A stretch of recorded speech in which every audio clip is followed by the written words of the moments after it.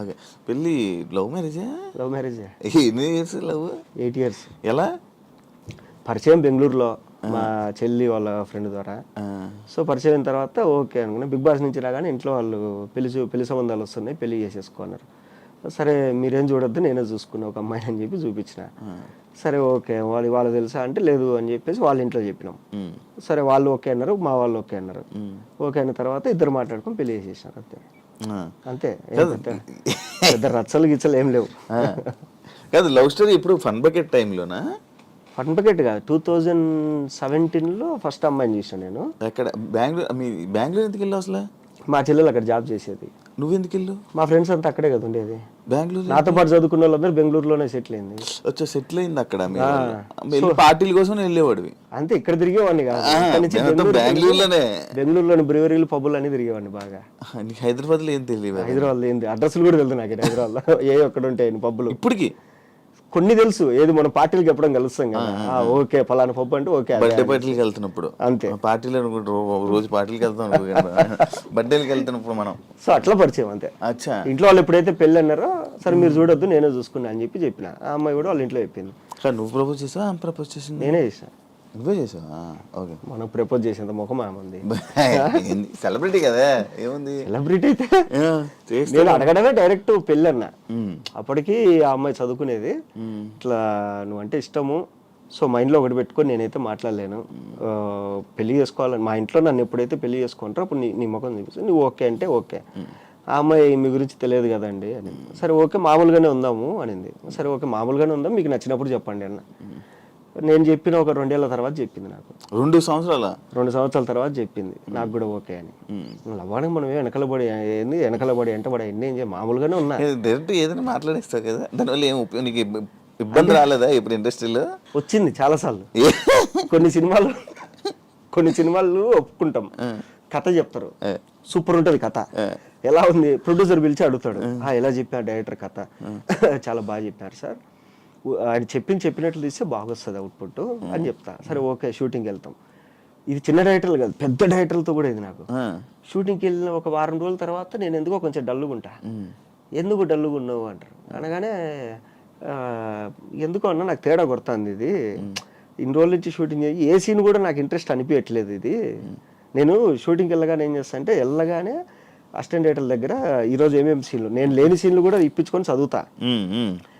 Evening 4-5 అయ్యేసరికి online editor దగ్గర కూర్చొని మొత్తం చూస్తా, ఏం రాసినారు వీళ్ళు, ఏం వచ్చింది అవుట్పుట్ అనేసి. నాకు అక్కడ ఏదో తేడా కొట్టిందంటే చెప్పేస్తా, ఏదో తేడా కొడుతుంది నాకు ఈ సినిమా అంటే, ఏం మాట్లాడతావు నువ్వు, అందరు బాగుందంటారు నువ్వు బాగాలేదంట, ఏమో నాకు అనిపించింది. ఇలా హట్ అయ్యి కొంతమంది డైరెక్టర్లు నాతో రెండోసారి ఫోన్ చేయరు నాకు. ఆ సినిమాలు అటర్ ఫ్లాప్ కూడా అయినాయి. నేను చెప్పిన ప్రతి సినిమా అటర్ ఫ్లాప్ అయింది. నేను ఇంకోటి ఏదంటే సింపుల్, ఇదేది భాగ్యనగరంలో గమ్మత్తు, ఆ మూవీ ఫోన్ చేశారు ఇట్లా చిత్రం సీన్ అన్న, అరే మొత్తం అందరు కమెడియన్లు కలిసి చేస్తున్నారా, నువ్వు కూడా ఉంటే బాగుంటుంది అంటే, అన్న హ్యాపీ అన్న మీ అందరితో కలిపి నేను ఒక వారం రోజులు షూటింగ్లో ఉన్నా అంటే హ్యాపీ కదా అని చెప్పి ఒప్పుకున్నా. పోయినా చెప్పారు ఇట్లా, ఇది డబ్బులు ఏమి ఇవ్వరా అయిపోయినాకే ఇస్తాం అందరూ. సరే ఓకే అన్న. వెళ్తే మొత్తం ఇండస్ట్రీలో ఉండే కమెడియన్లు అందరూ ఉన్నారు మ్యాక్సిమం. అందరితో కూర్చొని మధ్యాహ్నం అందరం పెద్ద టేబుల్ వేసుకొని తినేవాళ్ళం, అంతా బాగుండింది. అంతా అయిపోయింది. రామానాయుడులో ప్రీమియర్ వేసారు. ప్రీమియర్ వేసిన తర్వాత చూసినా ఓకే సినిమా అయిపోయింది. నేను పక్కన నిలబడుకున్నా. శ్రీనివాస్ రెడ్డి అని వచ్చాడు, ఎలా ఉంది అని అందరిని అడుగుతాడు ఒక్కొక్కడిని. అన్న అదిరిపోయిందన్న, అసలు ఎవడు గోల వాడితే తర్వాత మంది అన్న అదే అన్న ఇదని అందరు నా దగ్గరికి వచ్చాడు, ఎలా ఉందిరా అని. ఏమన్నా కమెడీలు అందరూ ఉన్నారు, కామెడీ సీన్లు ఉన్నాయి కానీ నాకు నవ్వు రాలేదు ఆడే కానీ, ఒక 2 సీన్లు తప్ప. ఏమో నా సెన్స్ ఆఫ్ హ్యూమర్ దొబ్బిందేమో తెలియదు నాకు కూడా. మేబీ అంటే నాకు నచ్చని సినిమాలు కూడా జనాలకు చాలా మంది హిట్ అయినాయి. ఇప్పుడు గీతా గోవిందంలో థియేటర్లో కూర్చుంటే అందరు నవ్వుతారు, నాకు నవ్వు రాలే. తర్వాత ఇదేది జాతిరత్నాలు కూడా థియేటర్ అంతా ఎగిరెగిరి నవ్వుతుంది, నాకు నేను అందరు నవ్వుతాను, నాకు నవ్వు రావట్లే, నాకు సెన్స్ ఆఫ్ హ్యూమర్ దొబ్బింది, చిప్పు దొబ్బింది అలా అనేసి ఒక 2 సార్లు నవ్వు వచ్చింది సినిమా మొత్తంలో అని చెప్పి. ఇట్లన్నా ఏమో నా జడ్జిమెంట్ తప్పైండొచ్చు, నా ఒపీనియన్ ఇది అన్న. సరే ఓకే ఆయన వెళ్ళగానే వీళ్ళందరూ బుద్ధి ఉందిలే నీకు, ఆయన అంత కష్టపడి సినిమా తీసి నువ్వు అట్లా అంటావా అంటే, నా ఒపీనియన్ అడిగాడు, ఒపీనియన్ చెప్పిన తప్పేముంది. కొద్ది రోజుల తర్వాత వేరే షూట్లో ఆయన కలిసి నువ్వు చెప్పింది జరిగిందిరా, ఏదో మిస్ అయింది సినిమాలో, సరే ఈసారి ఏదైనా స్క్రిప్ట్ అనుకున్నప్పుడు నేను పిలుస్తాలే అంటే, నేను చెప్పింది పాజిటివ్గా తీసుకునే వాళ్ళు ఉన్నారు, నెగిటివ్గా తీసుకునే వాళ్ళు ఉన్నారు. ఇప్పుడు కొన్ని చిన్న సినిమాలు జరుగుతాయి. జరిగిన తర్వాత ఇప్పుడు నాలో ఇన్బిల్ట్గా డైరెక్టర్ రైటర్ ఉన్నాడు కాబట్టి ప్రొడ్యూసర్లు ఏం చేస్తారంటే ఒక వారం రోజుల తర్వాత షెడ్యూల్ అయిపోగానే నన్ను పిలిచి ఏం మహేష్ ఏంది చెప్పు ఏంటి అంటే నేను లేదండి సెట్లో కొన్ని మార్పులు చేయాలి, ఈ డిపార్ట్మెంట్ బాగాలేదు, ఇది బాగాలేదు, ఇది కొంచెం ఇలా చేయాలని చెప్తా. ఇది డైరెక్టర్లు హట్ అయిపోయి వానికి ఏం పని ఇవన్నీ చెప్పడానికి అది ఇది అని చెప్పేసి పిలవడం మానేస్తారు. అవి కూడా జరిగినాయి కొన్ని. అట్లా నాకేంటంటే నా కళ్ళ ముందర ఒకటి ఉన్న సంక్రాంతి పోతా అంటే అరే ఇప్పుడు అయిపోయిన తర్వాత మనం మాట్లాడే బదులు ఏదో జరిగేటప్పుడే చెప్తే కరెక్షన్ చేసుకుంటారు కదా అని మనం అనుకుంటాం. అట్లా ఇప్పుడు అంతేందుకు బిగ్ బాస్ ఓటీటీ కూడా మనం మాట్లాడుకున్నాం లోపల కూర్చొని. ఏంది ఇది ఏదో ఒక్క స్పాన్సర్ కూడా రాలేదు, మనిద్దరం మాట్లాడేది మనిద్దరమే, ఏంది స్పాన్సర్ రాలేదు, ఒక ప్రమోషన్ రాలేదు, ఏంటిది మనం అనుకున్నాం. మినిమం అనిపిస్తుంది కదా అరే మనకు ఇంత కష్టపడి చేస్తున్నాము కానీ ఏదో తేడా కొడుతుంది లోపల మాట్లాడుకుంటాను. అందుకు నేర్చుకోవాలి, ఏది ఏ చెత్త ప్రోడక్ట్ అయినా కానీ సూపర్ అని చెప్పేది నేర్చుకోవాలి కొంచెం. కొన్నిసార్లు అబద్ధం చెప్పడం వల్ల మనం ఎదుగుతామంటే నేర్చుకోవాలి మెల్లమెల్లగా. కాదు ఇండస్ట్రీలో మనం చూపించుకోవాలి, అవును అదొకటి ఇంపార్టెంట్ అంటారు. అవును, నువ్వు చాలా ఫ్రీగా మామూలుగా ఎలా ఉంటావు, దానివల్ల ఏమైనా ఇబ్బంది ఉందా? ఏం లేదు దానివల్ల ఏం లేదు. నీకు ఎందుకు చూపించుకోవాలనుకుంటారు? మామూలుగా మర్యాద కోసం అంతే. ఇప్పుడు ఏంటంటే ఇప్పుడు సింపుల్గా చెప్పాలంటే నీకు ఒక మూవీ సెట్కి నేను చెప్తా సింపుల్, నేను కారు కొనలేదు అప్పుడు, ఎందుకంటే నాకు కారు అవసరం ఏముందిలే, దగ్గర అయితే బైక్లో పోదాము, కొంచెం దూరం అయితే కనుక కంపెనీ కార్ వస్తుంది కదా అనుకునేవాడిని. ఒక సినిమా ఒప్పుకున్నాం, ఆయన ఏంటంటే ఎన్ఆర్ఐ అమెరికాలో బాగా మంచి గవర్నమెంట్ పోస్ట్ అమెరికాలో. తర్వాత ఆయన కొడుకుని హీరోగా లాంచ్ చేస్తున్నాడు. సరే ఓకే అంతా మాట్లాడుకుని దాంట్లో ఫ్రెండ్గా యాక్టర్ నన్ను ధనరాజ్ అన్న అనుకున్నారు. ఫస్ట్ రోజు కృష్ణానగర్కి ఒక కార్ వచ్చింది నా రూమ్ దగ్గరికి, కొత్త ఇన్నోవా. డోర్ దిగానే హీరో వాళ్ళ నాన్న, ప్రొడ్యూసరు, డైరెక్టరు, రైటరు, కో డైరెక్టరు, ఓ వావ్ అనుకొని నేను కూడా ఎక్కిన. రెండో రోజు ఒక కార్ వచ్చింది, వేరే కారు. తీగానే కొందరు సీనియర్ ఆర్టిస్టులు.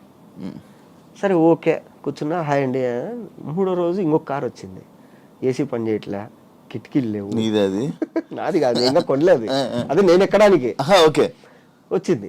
అంటే ఫస్ట్ రోజు ఇన్నోవా పంపించారు, రెండో రోజు ఒక మీడియం కార్ పంపించారు కాలేజ్.